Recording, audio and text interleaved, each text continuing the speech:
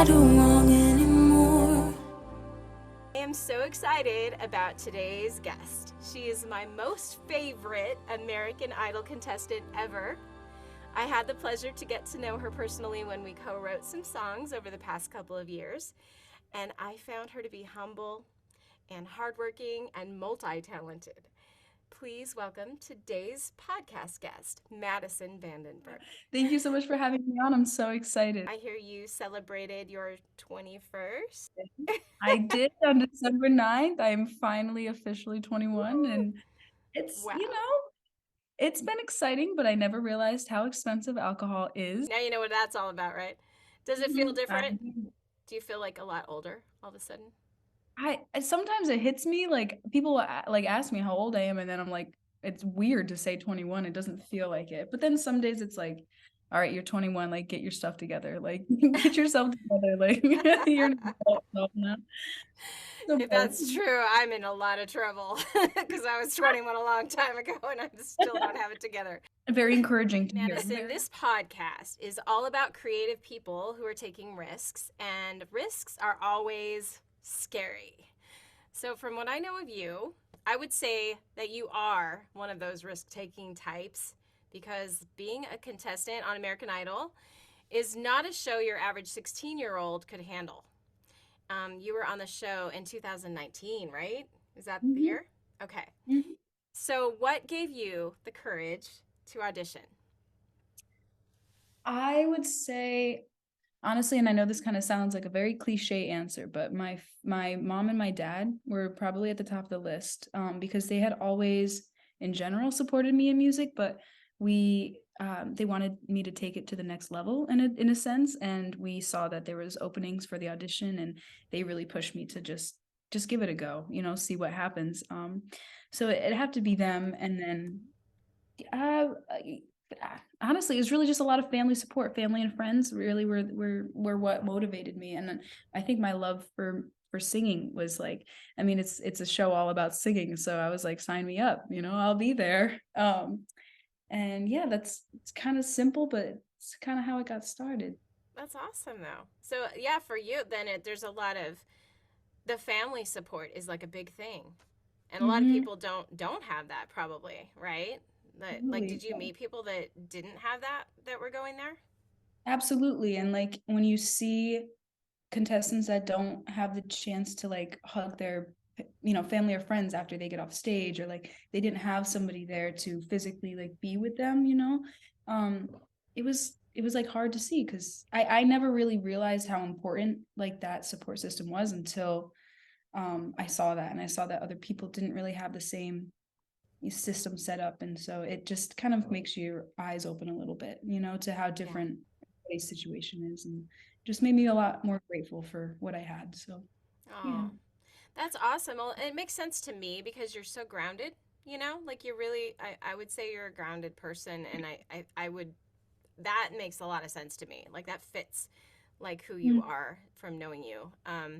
Just that you've had that support and that love, and there's something about feeling loved, feeling like you're safe somewhere, that when you do take a risk, it's like, well, at least you know that you have a security, here. There's something that feels safe and so important. Let's see. You were third place runner up, and that kind of publicity on American Idol actually has been amazing for a lot of people, but then you guys like had the craziest season because then the pandemic happened, right?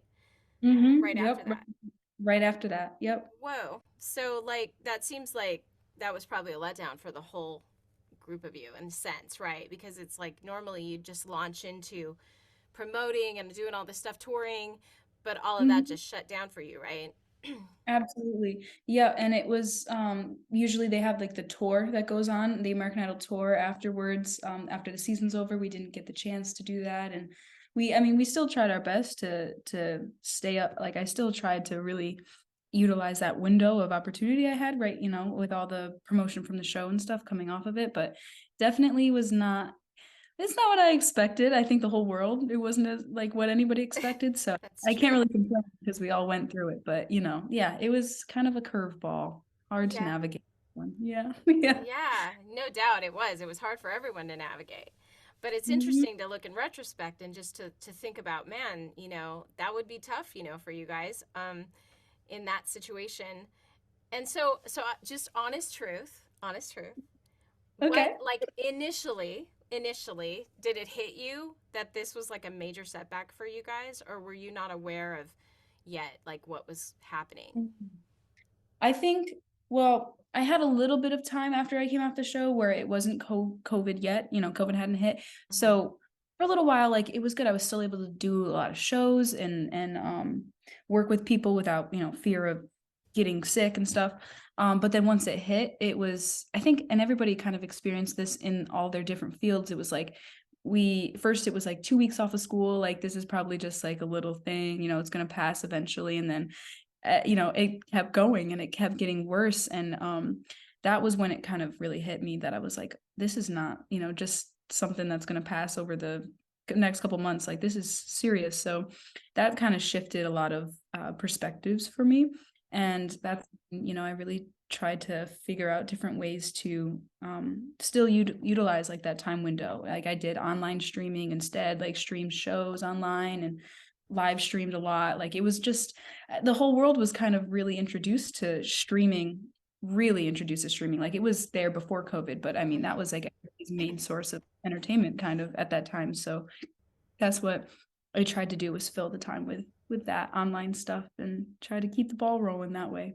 But it was Man, hard. it that's was amazing. weird. Yeah. Well, okay, that right there, that's like, okay, there's a different mindset that not everybody has, I think. So when you look at like the creative cliff jumpers, the people that really take those risks, that really want to like maybe go beyond where other people will go. Mhm. I'm hearing you say, well, yeah, man, this was like really a bummer.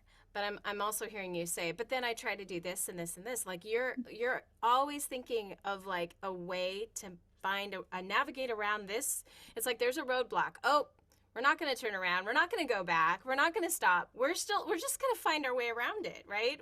There's another way. There has to be, absolutely. I try to, yeah, try to think that way most of the time, yeah. That's awesome. Well, I think that's important because not everybody is naturally going to think that way. There are some people that are like going to say, you know what? It's just not in the stars for me. It's just not in the Mhm, stars. So I'm just quitting because it's not in the stars for me. But something mhm. in you is wired to say, well, no, I'm not going to quit because of that. We're just going to find a way. There's got to be a way. I love that. Yeah, That's so absolutely. cool. Thank you. That's Thank so you. cool. Well, and you were only 16. That's the thing. It's like, that's so crazy because a lot of people, that alone, just thinking, I don't remember how I would have been at 16. I might have been like totally feeling sorry for myself. I don't know what I would have been like at 16, but I'm so impressed that you're 16. That's what your mindset is already. Like I've had to train my mind to become that way over Mhm. years, but I was not that way when I was young. So I think that's On pretty cool. Thank you. Thank you. I mean, there were definitely times too, like there were definitely times where I was like, maybe this is just not worth it, like maybe there is another way, but it's just not worth pursuing. But I don't know. I think because music is such a love of my life type of thing, like I think I would try every last option before completely giving it up. Even if I wanted to give it up, it's like it drags you back. So it's like you got to figure out a way to to navigate whatever it is. And So true. that's kind of how I went about it, I guess. So That's awesome. So it's like, when you hear someone say, I'm called to something, that's kind of what I'm hearing you say. It's almost like it's calling me. It keeps calling me. Even if I think about like I'm done, I'm so done. Oh man, it's calling again, and you can't ignore the calling. Can you think of a time you were faced with a challenge, but you initially felt like you were gonna just run away from it? um honestly, very recently, I um in a general sense, I wasn't um not I don't want to be so dramatic, but like in a general sense, I really was at a crossroads in music, and I wasn't sure. There was a couple things that had happened that had really like left a bitter taste in my mouth about everything, and I had lost, like the reason I was so in love with music, I couldn't find that anymore. You know, it didn't feel the same. And so for a little while, I really thought that I was like, okay, this is it. You know, like I don't know if I'm really gonna ever come back to it the way I was before. You know, Hmm. um, but I think it kind of just like before I felt like a piece of my soul was missing, you know, like music is such love that I just could never give up. And I really there were moments where I was really trying like to convince myself like it's just not worth it, dude. Like get a normal job, like you can do all these other things, like and live a totally different life if you didn't pursue this. But I couldn't, it never clicked. Like I just always felt like that wasn't the answer. And luckily, like so grateful that it ended up, you know, through taking that step back, ended up rediscovering why I really feel like that's what I'm meant to do, you know, like kind of Hmm. a little bit. And yeah, so yeah, I would say kind of recently I went through a little bit of a period Oh, of time, but that's it's all awesome. good. It's all No, good. that Thank you. is good. I think those times are important. I think I mean, I know for me, I've gone through them, you know, kind of throughout my life, you know. I know those times happen sometimes where it's just like whether it's burnout or an actual circumstantial thing that causes it or triggers questioning, or calling, or maybe sometimes it's just that I need to like maybe this was your case, I don't know, but like kind of what's the word, like shift gears, change Mhm. gears. Maybe it wasn't like that direction, like it's in that field but not that direction, but I needed to step back so I could kind of Yep. see that what was the right direction, because maybe that was not the right pursuit for what I was meant to be doing, you know, with the gift or whatever. So Mhm. yeah, so I think those times are good. Sometimes we need them throughout life. Mhm. I wouldn't be Absolutely. surprised if it happens again occasionally in your life, that you just because it. I heard a really cool. I think she was from Manhattan Transfer, one of the singers from Manhattan Transfer. If you know who that is, it's like a jazz group. I never heard of them, but it's a cool name, but I never Oh heard of them. yeah, check them out. It's great jazz music, killer harmonies, and you know all that, you know, Yeah. dissonant, cool sounds. But Yeah. anyway, she was given an interview, and I guess she got burned out in the music industry, and she ended up going to Hawaii or something, and just like totally checking out of all of it for a while. And then Yep. a couple years later, she got back into it, but she also is like partnered it with food or something. Like she does food and music and does a whole thing now. And her whole like life got relit up again, you know, like doing music again. But it was kind of, she needed to get out of that for a while. And I think Mhm. that just is a good, healthy thing to do sometimes. So, Absolutely. yeah. Absolutely. Cool. Absolutely. That's great. Well, I'm glad to hear that you're kind of, you know, back in the game again. So, Absolutely. so what are you up to now? Can you tell us you know, what's going on right now? Like what's the next thing ahead for Madison? Hell yeah. So I'm slowly, you know, reintroducing myself to you know, live performances. There's not many planned for this year yet, because my focus has really been on writing music and producing and really trying to master those skills, you know, as much as you can ever, you know, try and master them. And I just released a song last month called What Goes Up Must Come Down. And that was a fully recorded, self produced, and released song that I really felt like was the closest to the sound that I really have wanted for years. I just never knew how to really express it. Um, and which is so exciting to say because I think, you know, there's sometimes where you love a song, but and you put it out and it doesn't hit you the way that you thought it was, you know.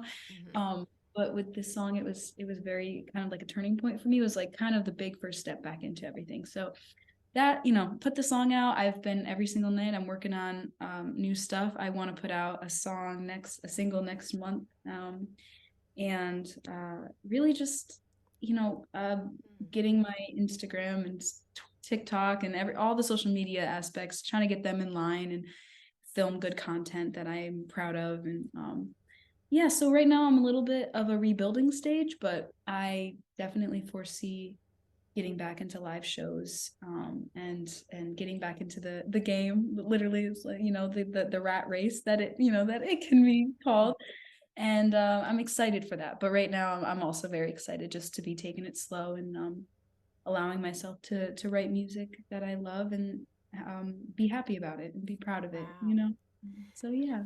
I'm excited to hear your self-producing, because that's Thank something that I was hearing little nuggets of when we were co-writing. I just remember you'd send us little work tapes, and I'd be like, "This girl's got something special. Like this, I want to hear her productions." And when I you. heard your new song, I was so excited, especially hearing that you did self-produce it. I was really hoping I was going to get to hear that news, because I was like, Yeah. "Please let this be all Madison," because Yeah. it's so exciting. I Thank can't you. wait. I cannot wait to hear what else you have in store for us. Thank It's going you. to be a really exciting thing. So, and I know that there's many people who love you, that are out there that are just excited to hear your new stuff. And the fact that you're self-producing is just gold. Thank Man, you. I'm Thank you so so proud of much.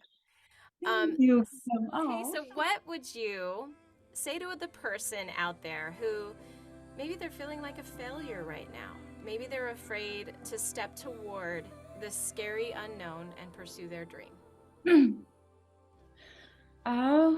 See, that is a deep question. I think if I were to, I think what I would say to myself back in like a moment, I guess, something I would say to somebody else is what I would say to myself is, you need to believe in yourself, and that is such a cliche, like such an easier said than done thing. But you have to do something, that you have to find a way in whatever you're doing to create or be a part of something that you love, that it wouldn't matter to you if nobody in the world listened to it, if nobody in the world liked it. It doesn't matter. If you like it, you need to chase that, and you need to put your 110% into it.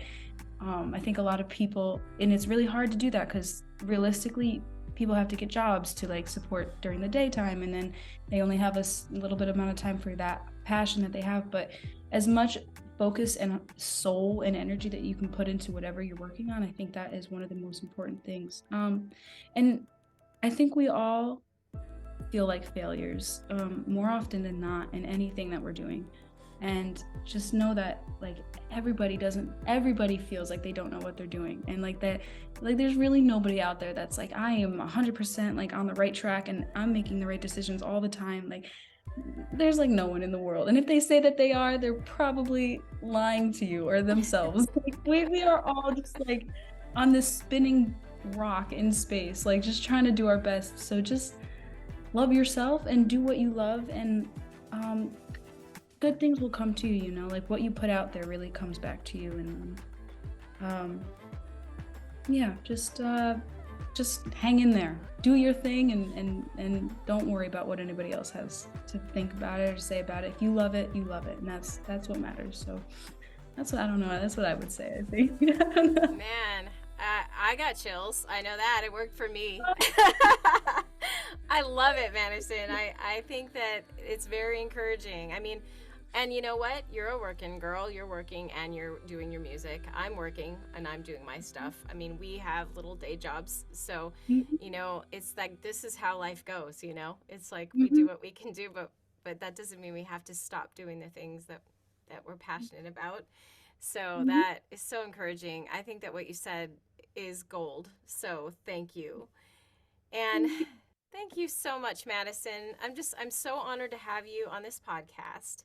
You're my very first podcast guest. I'm so honored to be on and be your first guest. Thank you for having me on, Kim. You're I'm so so great. excited. I'm Well, so excited for your podcast. It's going to be great. Anybody listening, like, keep listening. Kim is the coolest person ever, and this podcast, I already know, is going to be phenomenal. So aw, stay tuned. It's going to be great. I just love you. Yeah, can you be my other daughter? I'll adopt you. Adopt me. I'll be Madison Krenik. That's so funny. Well, I know that your story is going to encourage whoever hears it. And I wish you the very, very, very greatest success in your music career as well as in your personal life. And Thank you are gorgeous, kind, and so deserving of every blessing. So. Thank you. Thank you. You make me cry over here. Oh my God. When you turn 18, it's nothing like the movies, midnight driving with the windows down. When you turn 18 and you only got yourself to pick you up when you're feeling down. Best friends turn to friends, turn into someone you don't want